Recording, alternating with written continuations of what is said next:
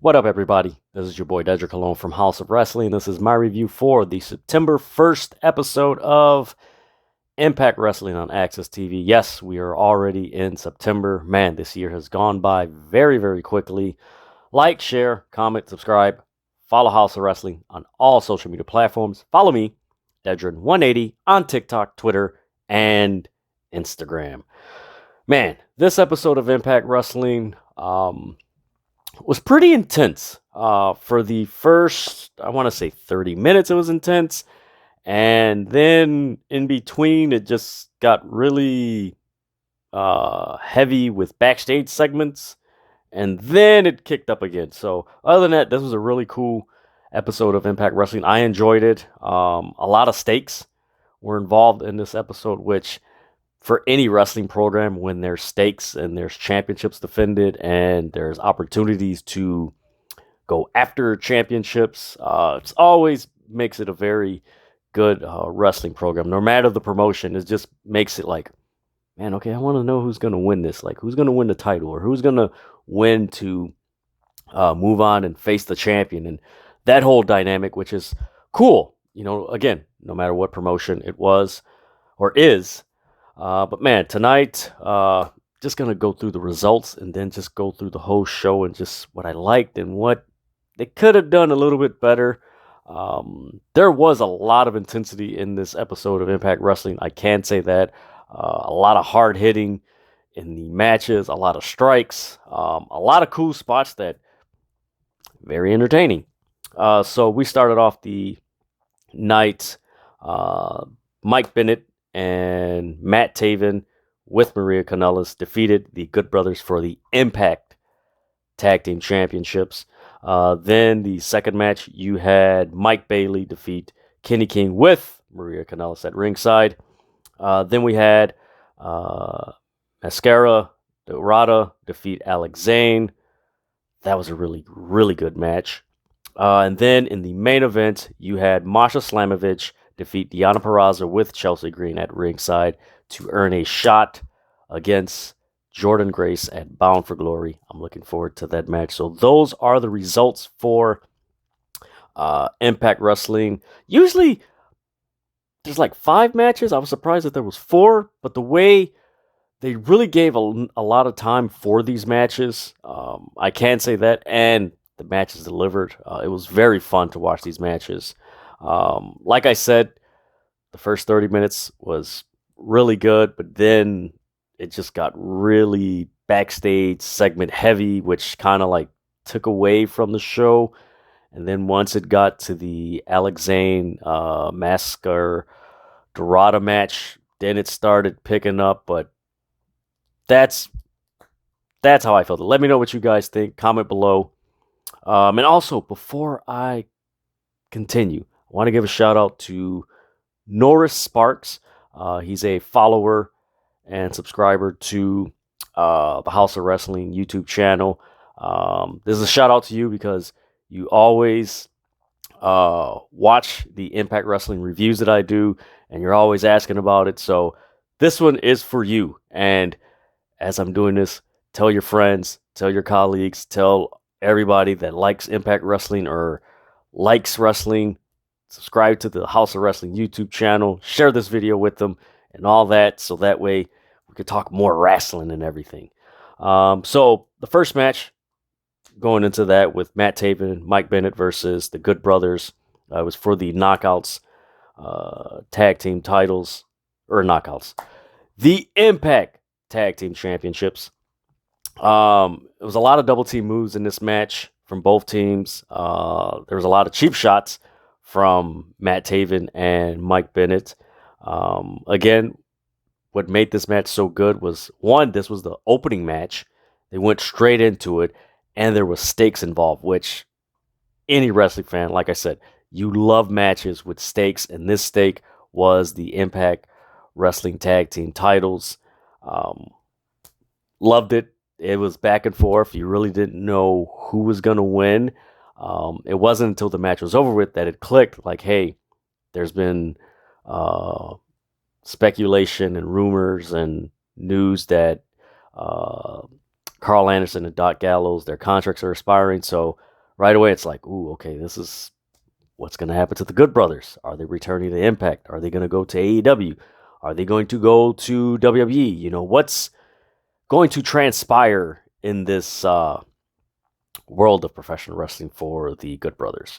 But getting back to this match, Mike Bennett, he stopped the Magic Killer from the Good Brothers, which once that happened, I was like, ooh, okay, more than likely they're gonna do something else. Because normally that's how it's been for the Good Brothers when one of the opponents stops the Magic Killer. Match goes on for a few more minutes, and the other team attempts to do their finishing, and the Good Brothers stop them. Then they Magic Killer, boom, 1, 2, 3. But no, Mike Bennett hit the protein pack, 1, 2, 3. They win. Shocking. It was cool. About time that Matt Taven and Mike Bennett won the tag team titles. They've been challenging for those titles since, oh my God, they've been there since January of this year. Yeah, they debuted, Honor No More debuted in Impact Wrestling in January. And I know this because I was actually looking through some reviews that I've done and stuff that I've posted for House of Wrestling. Like, oh wow, it's been January. So yeah, I'm happy for Matt Taven and Mike Bennett and Maria Kanellis. Fresh faces. It's familiar faces on Impact Wrestling. Just hope that they bolster the tag team roster in Impact Wrestling because it does feel a little bit thin. But looking forward to it. And again, getting back to the Good Brothers, what's going to happen? Are they going to, what are they going to do? Are they going to re-sign with Impact Wrestling? Are they going to go to AEW? Are they going to go to WWE now that there's a new change in leadership in WWE? Really interesting considering that this title change happened the weekend of Double or Nothing, not Double or Nothing, All Out in Chicago. What's going to happen? I don't know. Very intriguing stuff. Just adds a lot of intrigue and interest and curiosity to the Impact Wrestling product. And just, you got to stay tuned and see what happens. Yeah, it's a good thing. Then we get a promo from Killer Kelly. Oh my God. What a steal for Impact Wrestling. This video was freaking amazing. It's basically directed towards Tasha Steelz, and she's like, I never get tired of watching people, and I know you don't get tired of watching me watching you beat you up. And oh my God, I love her presentation. I am surprised that AEW and more so WWE didn't sign her because she has a very unique look and presentation. I love it. It just draws you in. It's just like, oh man, it's pretty interesting. And what I like is the red.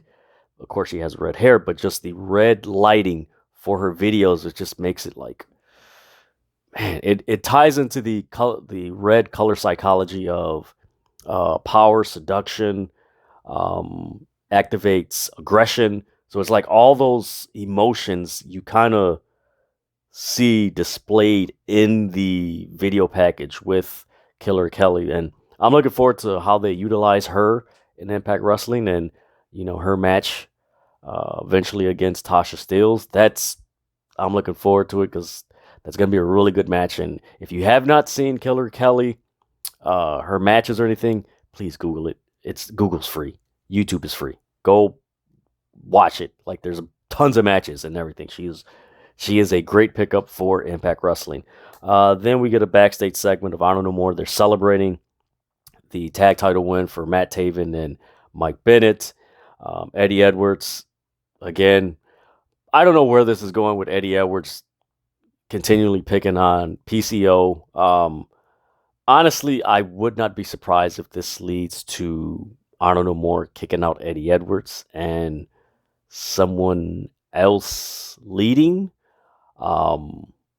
Honestly, depending on what his status is in AEW, if his release is granted, I wouldn't mind Jonathan Gresham leading Honor No More. It makes sense. But we'll see what happens with his contract situation and whatever's resolved there. But that would be a really cool swap. It's believable because he is from Ring of Honor, and all the guys in there, including Maria Kanellis, they're from Ring of Honor, so it makes sense. And he is a good threat for the Impact World title, so it would make sense, but we'll see what happens. But Eddie Edwards, he continues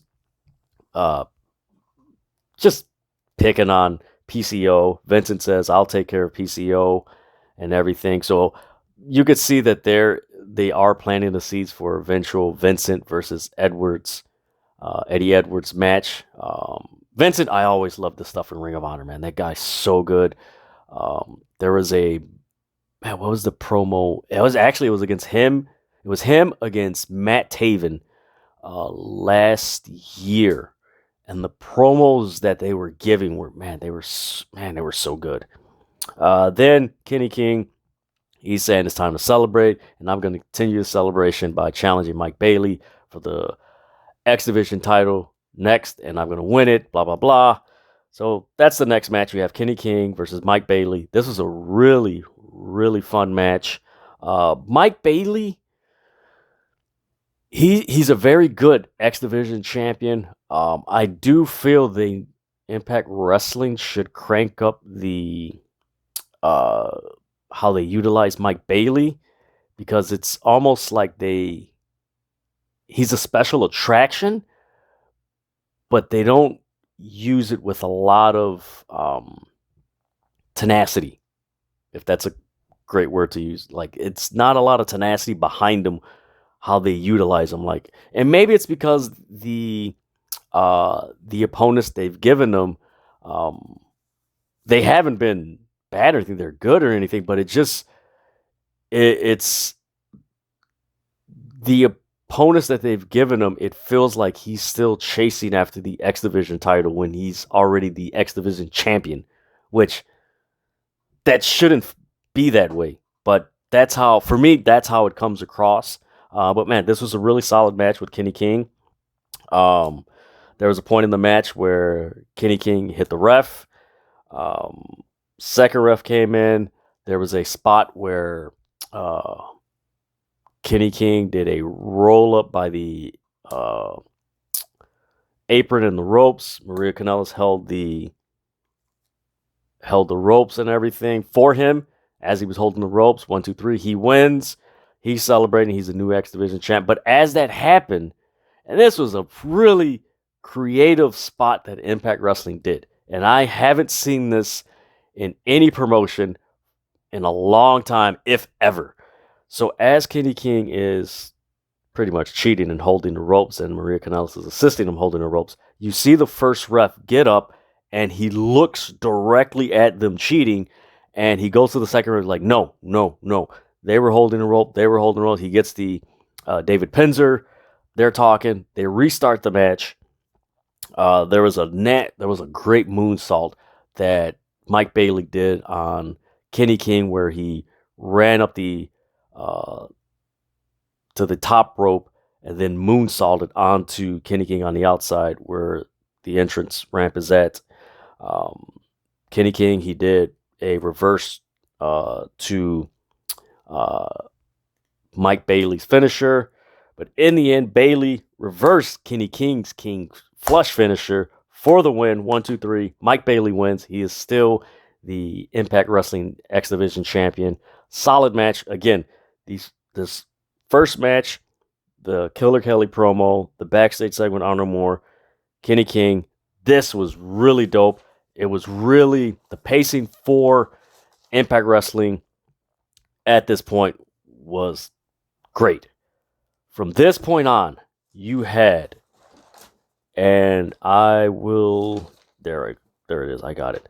So from this point on, from Kenny King and Mike Bailey till Alex Zane versus Maraska Dorada match, you had 7 backstage segments and 1 in-ring promo, which is Mickey James promo, which is great.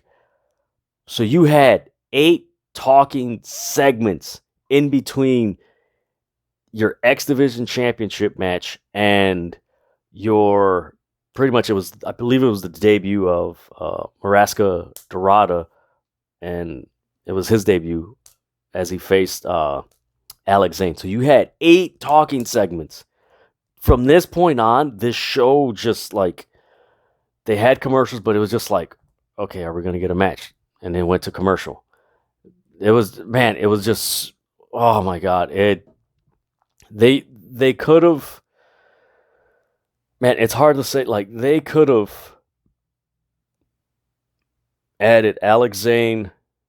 They could have moved Alex Zane and Maraska Dorada up to they could have moved it up to the Josh Alexander when he was being interviewed. Like they could have pushed it right after Mickey James went to commercial, came back, went to the match, and then had that segment. Then, like watching Impact Wrestling, they do a lot of backstage segments, and this one it felt like they were kind of off with the spacing in between the matches. Like you go to the first match, so you had Matt Taven, the tag team match. You had the promo by Killer Kelly, then you had a backstage segment, then a match. So that's a promo and a backstage segment, two talking segments pretty much.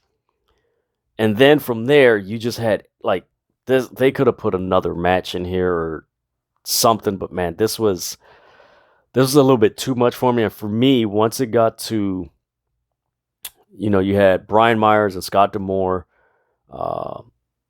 He was talking about his belt's missing, and he turns around Gujar. Gujar just lays him out with a punch, gives him the belt, walks away. Then we get a backstage segment with Havoc, Ty Valkyrie, and Rosemary.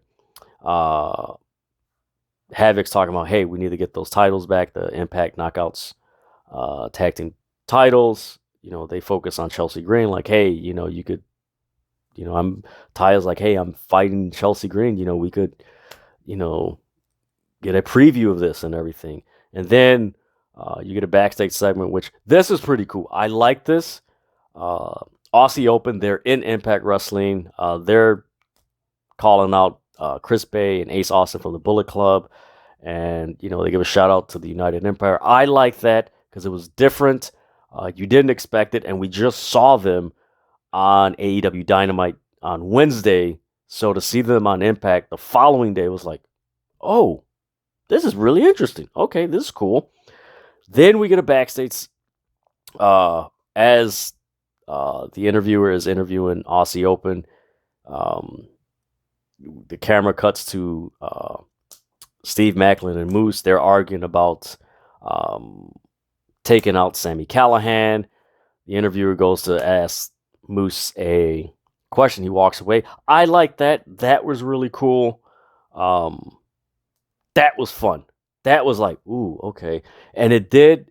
You could tell that type of shot was a callback to Impact Wrestling when they used to have those real cool camera shots of the wrestlers talking back when Sting, Hogan, Bischoff, Aces and Eights, like they used to have those, like it was almost like a TV show, like, almost like a what's I'm looking for, like a documentary or something, like hidden, like it was just really cool how they did that. So you had that. Then you had a backstage segment with Violent by Design, Eric Young, Cody Deaner, and Joe Doring. This one was,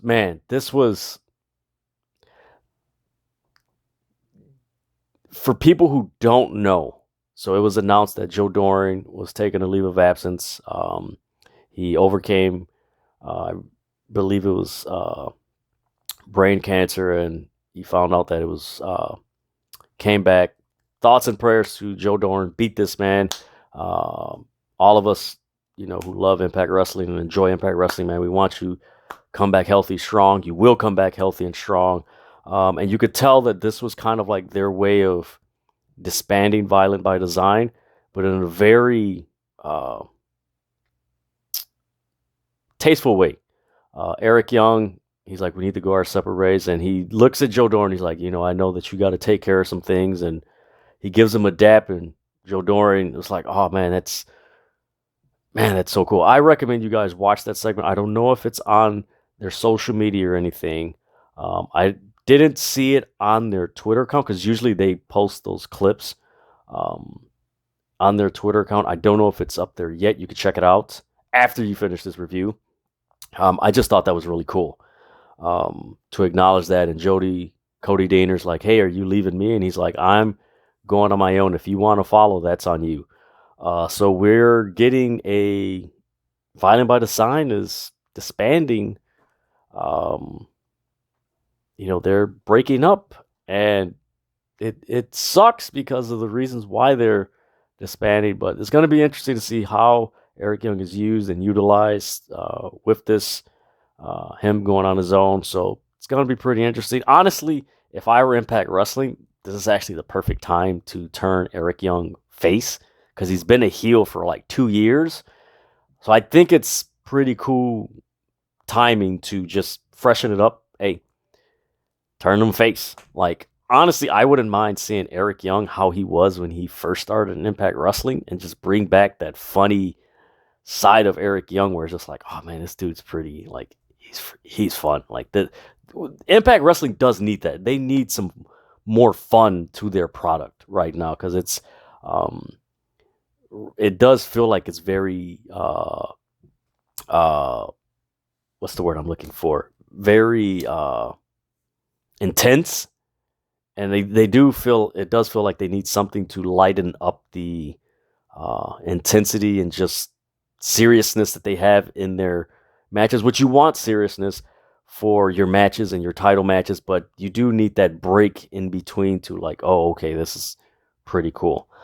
Then we get the Mickie James promo, and it almost sounded like she was announcing her retirement, which she wasn't. She thanked Impact Wrestling and the Impact Wrestling management. She mentioned how it's been 24 years she first stepped into the ring. The people reminded her and empowered her of who she was. She asked herself, what is it, I need to prove anymore? To give women more opportunities. She's not retiring tonight. She mentioned that. She did mention she's going to test herself. And by that, she said, I am going to start my way from the bottom up to get the Impact Wrestling Knockouts Championship. I'm going to issue an open challenge to every woman until I get that Impact Knockouts Championship. She said, if I lose in the journey or the championship, this could be the last rodeo. It will be a hell of a ride, and 2 ways this is going to end. I'm going to be knockout champion, or I'm going home for good. And that was the promo. That was touching. That really hit home. It's crazy to think that a lot of the wrestlers that we saw really starting up 20 years ago at the beginning of the 2000s and the millennium, they're kind of close to at the end of their career, and it's just like, oh my god, like we've seen them so much. Like we've seen Mickie James in Impact Wrestling, then go to WWE and have her infamous WrestleMania match with Trish Stratus.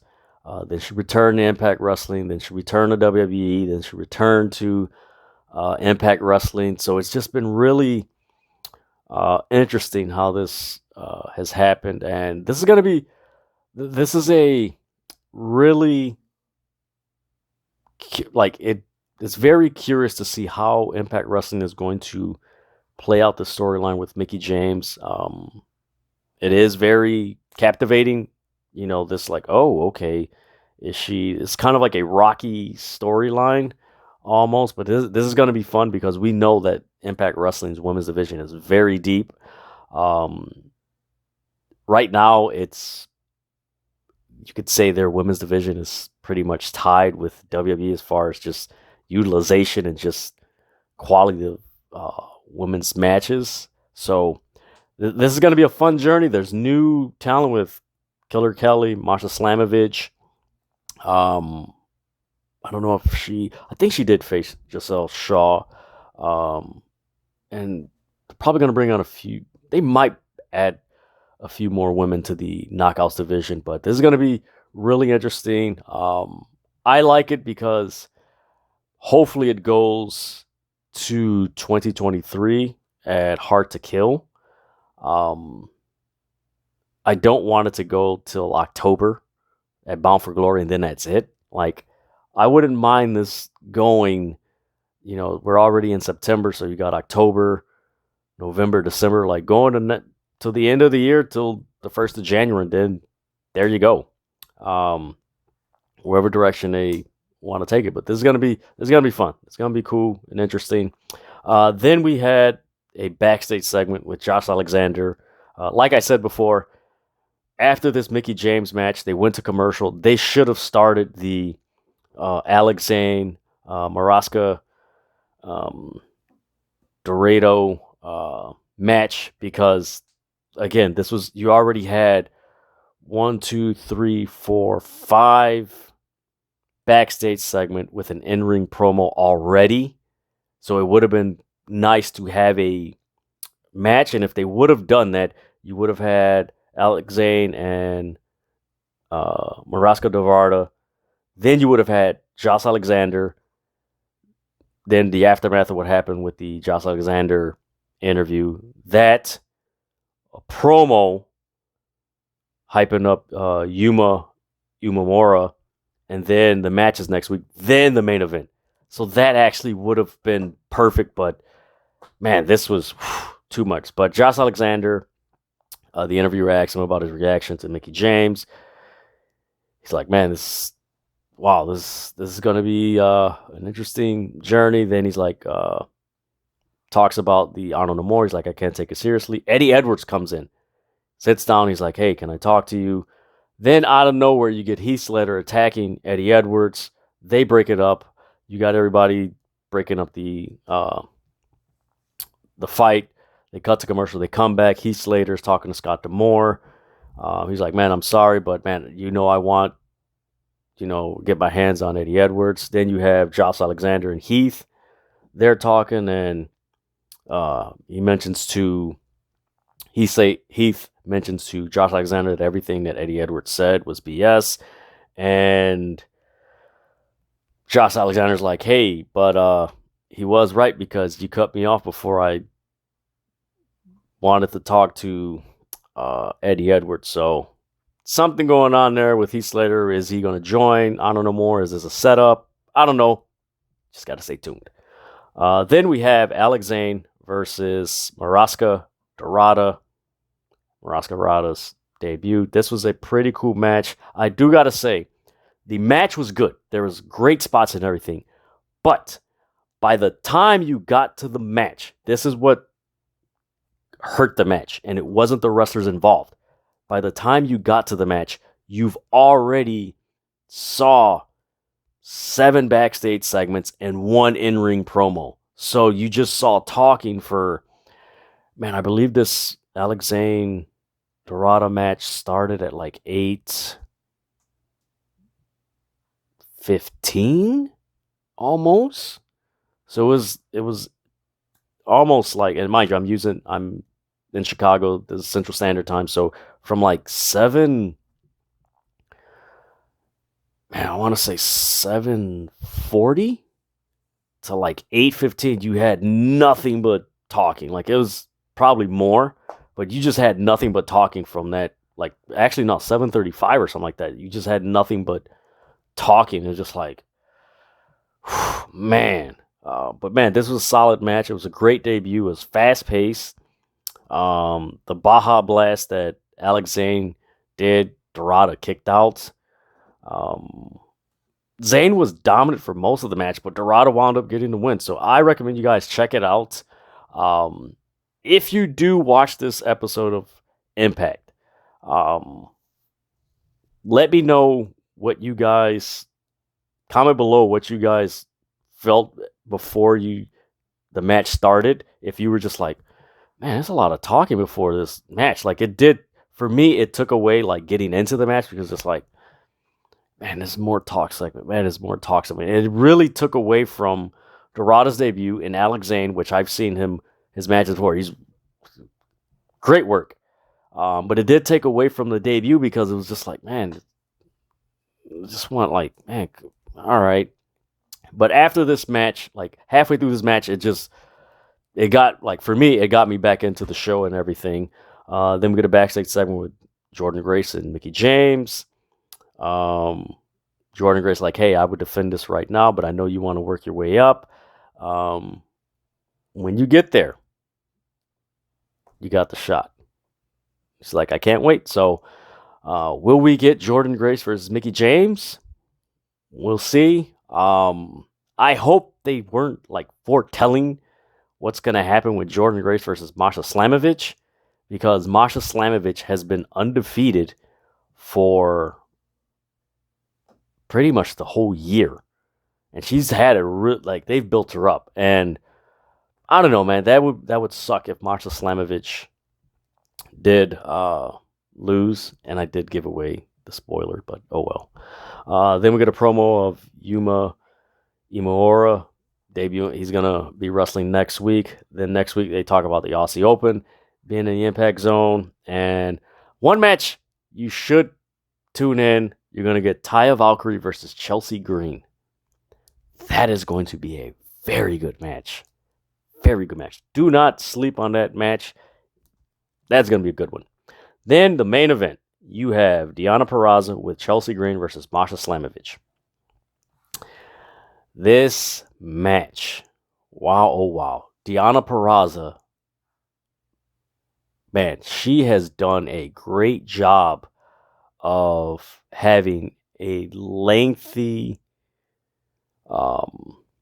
run of just quality matches, and not just any like deep, like the depth and the quality of her matches have been fantastic. Man, this match, Slamovich was very physical. She was pulling hair, she was kicking in the back, like she was very physical. You had Purrazzo do a knee strike on the apron, which was nasty. There's a bunch of near pinfalls in this match, which I liked.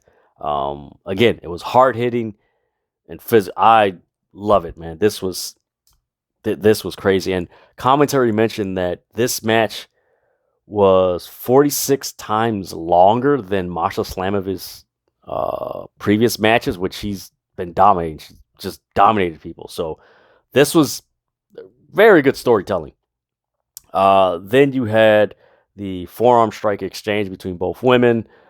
You had freaking insane headbutts that Masha Slamovich was giving Deonna Purrazzo. You had Deonna Purrazzo do 3 belly-to-back suplexes. Again, 3 belly-to-back suplexes on Masha Slamovich. Masha Slamovich did the air raid crash on the bottom turnbuckle, which looked nasty. And by nasty, it was like, ooh, like, again, very physical, very intense. Again, a lot of tenacity in this match, which was like, wow. And the ref was checking on Deonna Purrazzo because, man, Masha Slamovich, she did that move very convincingly. Then there was a point where Chelsea Green tried to interfere. Masha Slamovich countered what Deonna Purrazzo was doing. Then Deonna Purrazzo did the Queen's Gambit.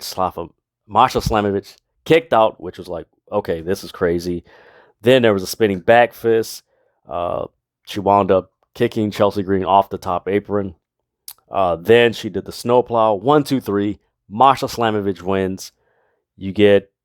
They're celebrating. Jordan Grace comes down. She hands Masha Slamovich a picture of Masha Slamovich with an X, that's Masha Slamovich's signature when she wants to face him, when she gives him a picture of themselves with an X on it.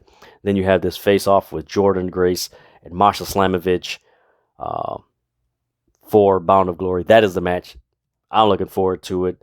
That was the show for Impact Wrestling. That main event, go watch it. That was one of the best women matches this year for Impact Wrestling.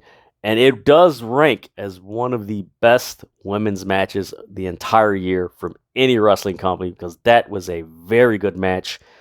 Great showcase by Masha Slamovich. Um, I'm man, I'm glad that they're using Masha Slamovich. I think I've mentioned this before on my previous Impact Wrestling reviews. Like, yo, like we got to see more Masha Slamovich, man. Her look, her intensity, her attitude, her move set, and just how she wrestles is just, you have to watch it. Like, it's appointment television when she's on TV wrestling. Like, this is really good, and she's getting her shot against Jordynne Grace at Bound for Glory. Man, this was a great match between Deonna Purrazzo and Masha Slamovich. Man, watch this match. It does not disappoint. This was a very, very good match, man. And again, Deonna Purrazzo has not disappointed this year. Her matches have been stellar, very stellar.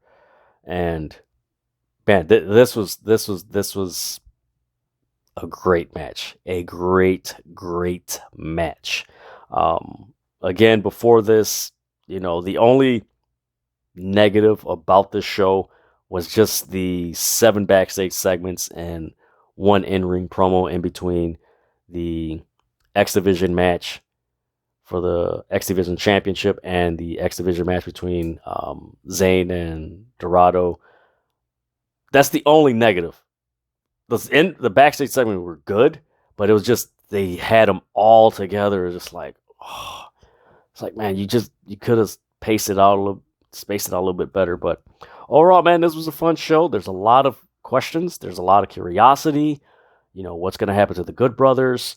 The whole Masha Slamovich, Jordynne Grace build to Bound for Glory. The Mickie James, who she's going to face. Is she going to eventually get that shot at the Knockouts Championship? Will it be Jordynne Grace or will it be Masha Slamovich?